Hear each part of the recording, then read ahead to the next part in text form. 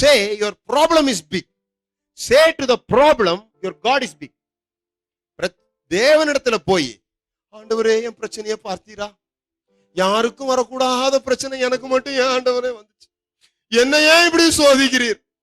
அவர் மேல இருந்து பாக்குற, டேய் டேய் டேய், ஏன் என்கிட்ட பேசுறதை நிறுத்திட்டு பிரச்சனையை பார்த்து என்ன பத்தி சொல்லு. நான் எவ்வளவு பெரியவர், நான் எப்படி பிரச்சனைகளை தீர்க்கிறவர் என்பதை பிரச்சனையை பார்த்து பேசு. அதான் அவர் சொல்றார்.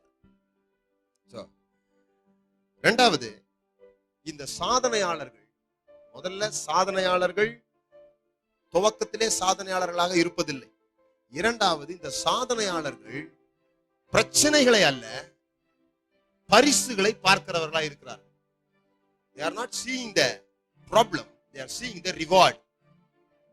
இன்னைக்கு பட போற கஷ்டத்தை அவன் நினைக்க போறது இல்ல, பெறப்போகிற பரிசை பற்றி பேசுகிறார். அதனாலதான் பவுல் சொல்லுகிறான், இப்ப நம்ம படுற பாடுகள் எல்லாம் நித்திய வரப்போகிற மகிமைக்கு ஒப்பானது அல்ல. இப்ப இருக்குது ப்ராப்ளம்லாம் இருக்குது, ஆனா இந்த ப்ராப்ளம் நான் ஏன் இதெல்லாம் நான் ஃபேஸ் பண்ண ரெடியா இருக்கிறேன்னா, எனக்கு ஒரு ரிவார்டு தெரியுது கண்ணுக்கு முன்னால. நான் அதனாலதான் கடமையை செய் பலனை எதிர்பாராதே அப்படின்னு பிரசங்கம் பண்றது இல்ல. அப்படி பைபிள்ல இல்ல.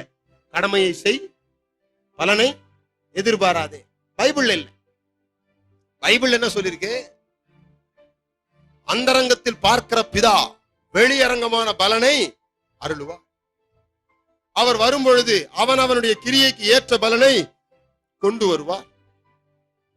இப்ப தாவீது வந்து நிக்கிறான், கர்த்தருடைய நாமம் தூஷிக்கப்படுது.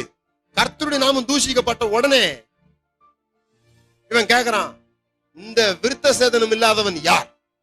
நீங்களா என்ன பண்ணிருப்பீங்க? பரிசு கிரிசெல்லாம் இருக்கட்டும் பிரதர், கர்த்தருக்காக முதல்ல நம்ம என்ன பண்ணிருக்கணும், அவனை வெட்டிட்டு வந்துடுறேன் முதல்ல.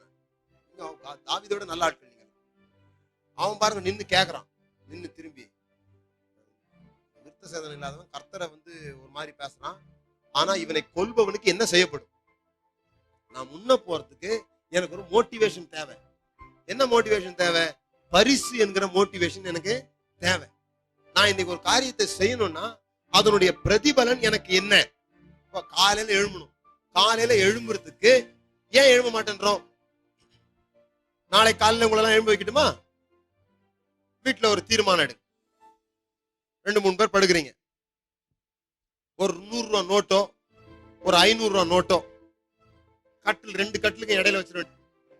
எங்க ஒரு இடத்துல வச்சிருக்கீங்க, வீட்டுல வச்சுட்டு யார் முதலாவது எழும்புகிறார்களோ அவர்களுக்கு 500 ரூபா. யோசித்து பாருங்களேன், தூங்கவே மாட்டாங்களாமா. இன்சென்டிவ் என்ன பண்ணுவாங்க? இழுக்குது. திடீர்னு முழிச்சுப்பாங்க, 2 மணிக்கு முழிச்சுப்பாங்க, 3 மணிக்கு முழிச்சுப்பாங்க. அப்போ சாதனையாளர்கள் காலையில எழும்புவதை பிரச்சனையாக எண்ண மாட்டார்கள். அவருடைய கவனம், நீங்க சொல்லிட்டீங்க எழும்ப மாட்டோம்ட்டு, இதுல சில பேர் இருக்கிறாங்க, எனக்கு 500 ரூபாய் தேவையில்லை அப்படின்னு தூங்குறவங்க இருக்கிறாங்க. உங்களுக்கு தெரியாது, இதுலயே இருக்கிறாங்க. எனக்கு தெரியும் நினைச்சுக்காதீங்க, நான் சொல்றேன், எல்லா கூட்டத்திலும் இருப்பாங்கன்ற. Achievers will never see the problem, they will see the reward.